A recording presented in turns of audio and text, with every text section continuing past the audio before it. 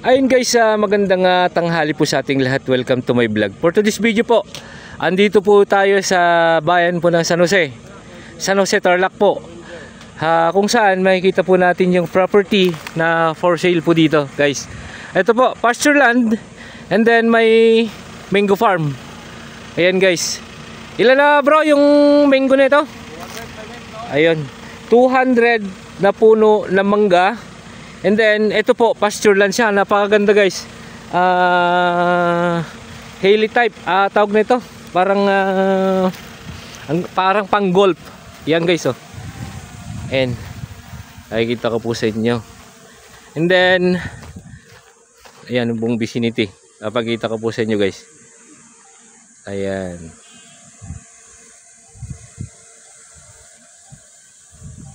Napakainit guys. Andito po ako nagbibideo.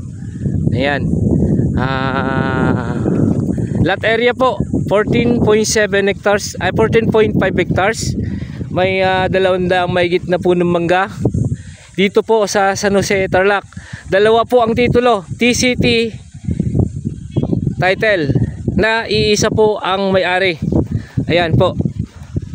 Dalawang TCT title na iisa po ang may-ari. Taga Baguio po yung may-ari nito guys. Makita nyo po sa drone footage yung vicinity ng property. Yan. Bali, andito po yung manggahan niya. Makita ko lang guys. Dito po banda. Kung nakikita niya, tatanaw niyo po yung mga puno na yan. Yan po yung mga mangga niya. Ayan. Mga manggahan po yan. Nasa 200 mahigit po. And then, napalibutan po ng daan. Daanan po dito.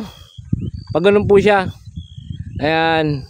Tapos yung nasa harap ng mangga is 2-lane cemented road po yan. Na papunta po ng DRT. Recreational Park. ITRP. Tarlac Recreational Park. TRP. Tama. TRP po. Ayan. 14.5 hectares. San Jose, Tarlac. 2 TCT title. Buhay po yung nakapangalan sa titulo. At nasa Baguio lang po sila. Ayan. Ayan, diyan po ang barangay road. Ayan. Bali ito guys, isa residential. And then cemented road po dyan. Papasok po doon sa may mangganya. Diretso po ng Tarlac Recreational Park po yan. Ayan guys. And then ano pa ba? Ayun. Na ang presyo po nito is 280 per square meter po, negotiable. 280 per square meter po, negotiable. Ayan. Kung sino po magkakagusto dito sa property, samahan ko po kayo. Ma-view itong property.